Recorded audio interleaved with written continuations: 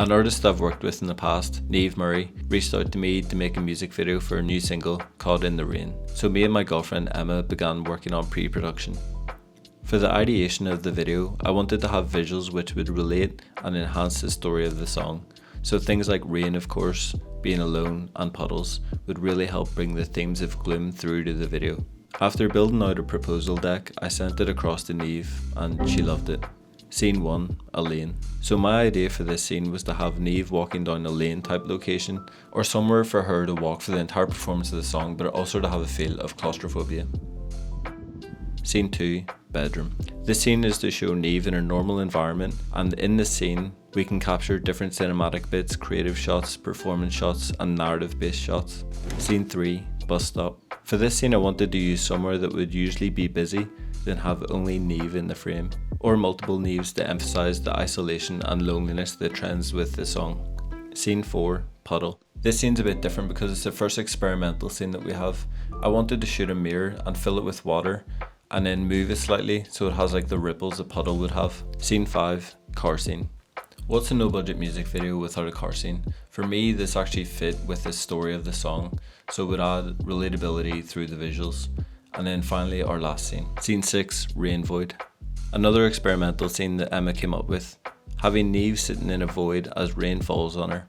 Sounds cool, but here's how we did it. We obviously had to play around with it, as if we waited for Niamh to show up to figure it out, it would take up a lot of time, we could be getting other scenes. So we did some tests of how it could work. So what we wanted was an empty black space, Niamh in that space, and rain to be falling on her. We started with no light, but obviously we saw nothing, so we added a backlight, but then we saw too much. So we stripped back the light to a small panel light, placed it on a tripod behind the subject, and boom, it looked great. We couldn't get rid of the background completely as we didn't have any negatives, but we removed enough light off the background that it could easily be darkened in post. For the raindrops we used a small spray bottle. For the shoot we were using the Sony FX3 paired with the Tamron 28-75, which is perfect for the low light, and the Sony just looks beautiful. On set for the music video, everything went perfect, exactly to plan. So the song is about being caught in the rain, and we didn't have any rain. We started the shoot doing the bedroom scenes as it was an easy way to break into the shoot, and as always Niamh is great to film with. So we got the cinematic shots, shots playing the guitar, slow shutter shots for transitioning scenes, and performance shots. For one of the performance shots, I had her perform the song while playing guitar, as it would go well with all the cinematic shots I got of her actually playing the guitar. Then a more narrative style performance shot, where she's looking all upset, laying down while performing to go with the gloomy feel of the song. We put the camera on a C-stand for that top-down angle, and here's how it turned out. Next thing we did was Rainy Void, as we still had a setup from the night before. We did that scene, it turned out great, and we had spare time, so we played about with different colours in the LED panel. In the package that I offered Niamh, there was reels and photography, so here's some of those.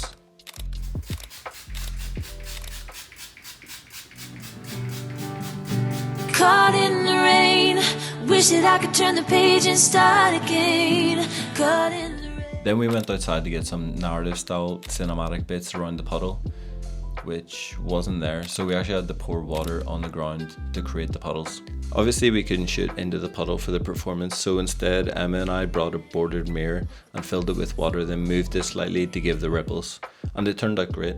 Cool for the photos too. Then that was day 1 finished. Just a short day as Niamh was booked to play somewhere that afternoon. The next day it rained, so Emma and I got some B-roll, then tested some shots we needed to get. Niamh arrived as the sun began to set, which worked out perfect. We got the lane scene using the long end of my 28-75 as the compression worked best for this story, and also looked beautiful with the gimbal. As the sun was setting, we had time to get cinematic shots next to the lake, so we got some gimbal shots as filler. After the sun had set, we went with some umbrella shots, which to be honest, I had in mind that it would look better as I wanted rain, and the rain we tried to make didn't work either, so quickly just got what we could, then went straight to the car park. The car scene was quick too, as it was just the car arriving, performance shots, cinematic bits, then car leaving. But while we were at the car park, I thought about an intro to the entire video. I thought it would be cool to shoot a puddle, then have Niamh step in it, and then as she steps out it reveals the song title, so we quickly got that. Then the final scene we were getting was the bus stop scene. So I set the camera up on a tripod, added a backlight, then had Neve perform the song center frame towards the camera. After the performance, I had Neve stand on either side of the frame, making sure the shadows wouldn't interfere with the center of the frame. The last shot of the scene was clamping the camera to the umbrella to have a creative and unique look to the scene. As we finished earlier than expected, I decided that we could do one more scene where we drop all the limitations and just have a cool performance shot where Neve had full range to be as energetic or as calm as she wanted to be. I set up a light and I didn't really care if it was in the shot. I only cared if it was backlighting her, and then I used my car beams as fill. It ended up being one of the coolest performance shots that we got, and it was just a nice alternative to use in the edit. We had one last shot to get, which Emma thought of. She saw TikToks where the bottle has holes in the top and the subject spins while squeezing the bottle, and it created like a spiral fountain type of thing. We did it and it looked cool, but soaked all of us, so not very cool. Anyway, that was us wrapped and it was into the edit. As the scenes were intercutting, I placed all the performance shots into a nest and cut through the best parts of the performances, then placed important parts where I felt necessary. The flow of the edit went like the intro idea that I had, followed with cinematics of the bedroom. Then as the lyrics came in, I tried to match the performance shots best with what the song was saying. As the verse began, I started to bring in more narrative in. Her waking up, seeing the rain in the window, her going outside, seeing the dark clouds coming, which was actually just me adjusting the ND to make it darker in two different scenes.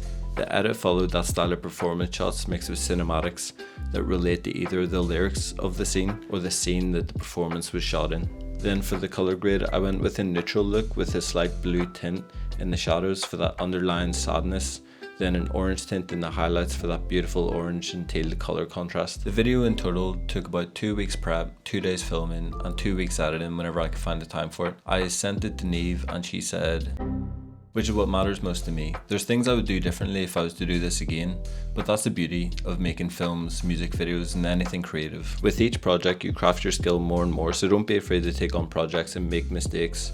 If the client is happy and you've produced good work, then there will be progression for your next projects, whether they are client or passion projects. I hope you learned something watching my process of working on this music video, and if there's anything differently that you would have done, please feel free to let me know, and you can watch the full music video here. And thanks for watching.